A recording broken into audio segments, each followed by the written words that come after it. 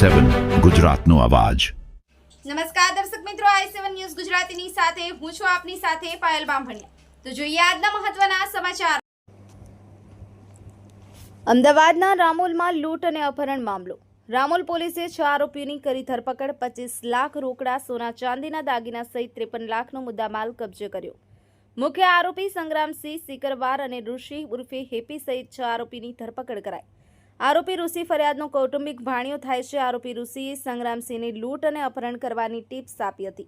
રૂપિયાની જરૂર હોવાથી સંગ્રામ 4 દિવસ પહેલા અમદાવાદ આવ્યો હતો। ધૂળેટીના સમયે વસ્ત્રાલમાં અસામાજિક તત્વો આતંકના ઘટના બાદ સંગ્રામ સતત બહાર રહેતો હતો। આરોપીઓએ લૂંટ અને અપહરણ કરવા માટેથી ઇનોવા કાર ભાડે લીધી હતી।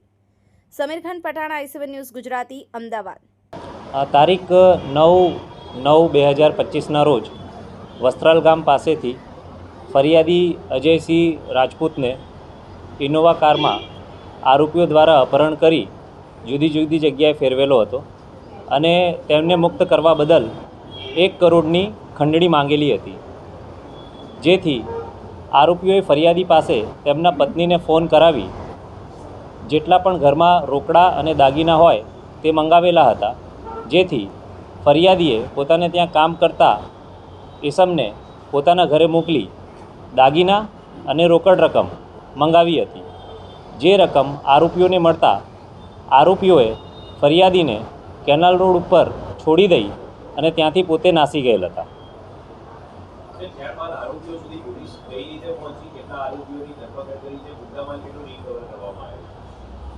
આરોપી ફરિયાદી જ્યારે મુક્ત કરવામાં આવ્યો ત્યારે ફરિયાદીએ 112 નંબર ઉપર ફોન કર્યો। 112 ઉપરથી તેને પોલીસ મદદ મળતા પોલીસ તેમને રામોલ પોલીસ સ્ટેશન લઈ આવી। રામોલ પોલીસ સ્ટેશને આવી ફરિયાદીએ પોતાની વિગતો જ્યારે જણાવી ત્યારે પોલીસે લોકલ પોલીસે પોતાની અલગ અલગ ટીમો બનાવી ફરિયાદીએ જણાવેલ કારના વિવરણ અને નંબરને આધારે પોલીસ કારના માલિક સુધી પહોંચી। કારના માલિકે જણાવ્યું કે આ જે ઇનોવા કાર છે મેં ભાડે આપેલી હતી। જેથી અમે જેમને ભાડે આપેલી હતી તેમને ટ્રેક કરવાની કોશિશ કરી અને તપાસમાં અમને જાણવા મળ્યું મોડી રાત્રે કે આ કાર કોટા પહોંચી ગયેલ છે। જેથી રાત્રિના દરમિયાન અમે રાજસ્થાન પોલીસનો સંપર્ક કરતા કોટા લોકલ સિટીની પોલીસને લોકેશન આપતા કોટાની જે લોકલ પોલીસ છે તે આરોપીના વોચમાં રહી હતી અને આરોપીઓને હસ્તગત કર્યા હતા। એ જ દરમિયાન આપણે અહીંથી પોતાની પોલીસ પણ મોડી રાત્રે જ રવાના કોટા કરી દીધી હતી। કોટા પહોંચીને પોલીસે આરોપીઓની પૂછપરછ કરી હતી અને પૂછપરછ દરમિયાન જેમણે જ્યાં મુદ્દામાલ સંતાડ્યો છે તે જગ્યા બતાવતા મુદ્દામાલ ત્યાંથી રિકવર કરવામાં આવ્યો હતો।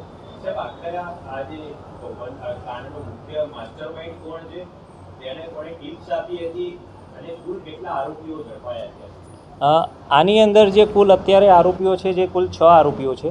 એમાં એક સંગ્રામસિંહ રાકેશસિંહ સિકરવાર, શિવમસિંહ ઉર્ફે કાકુ, અમન અવધેશસિંહ ભદોરિયા, સુરજ સુભાષચંદ્ર ચૌહાણ, અરફરોઝ ખાન ઉર્ફે સૈજુ અને ઋષિ શાંગર છે।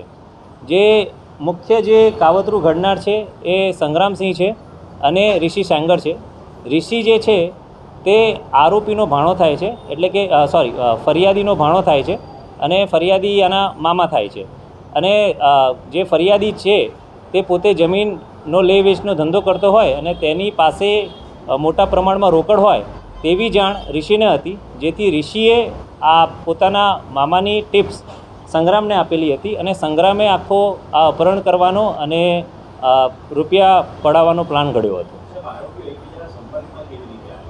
સંગ્રામસિંહ અને ઋષિ મિત્રો છે જેઓ પહેલાંથી એકબીજાને ઓળખે છે।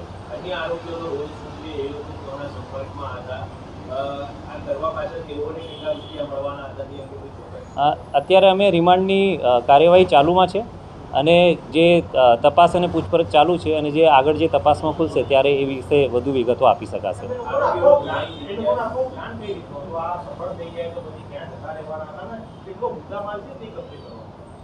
આ લોકોનો પ્લાન એવો હતો કે આ જ્યારે મુદ્દામાલ લઈને એ લોકો યુપી જવાના હતા, પરંતુ ઋષિ જોડે વાત થતાં એ ઋષિ પોતે કોટા હોય એટલે ત્યાં કોટા બોલાવી લીધા હતા આ લોકોને। આરોપીઓના ગુનાહિત ઇતિહાસમાં સંગ્રામસિંહ અને શિવમ ઉર્ફે કાકુ એ વિરુદ્ધ 10 કરતાં વધારે મારામારીના ગુના પહેલાં દાખલ થયેલા છે અને એક મર્ડરનો ગુનો પણ દાખલ થયેલો છે એમના ઉપર.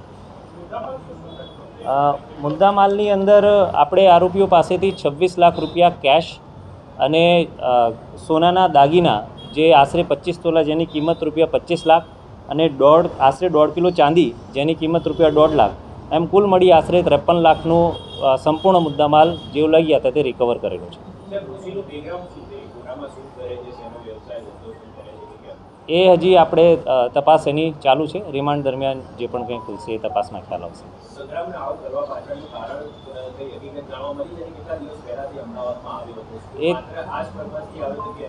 એ 4-5 દિવસ પહેલાં જ અમદાવાદમાં આવ્યો હતો, 4 કે 5 તારીખની આજુબાજુ, અને એને રૂપિયાની જરૂર હતી અને એને ટિપ્સ ઋષિએ આપેલી હતી એટલે એને આ કાવતરું કર્યું.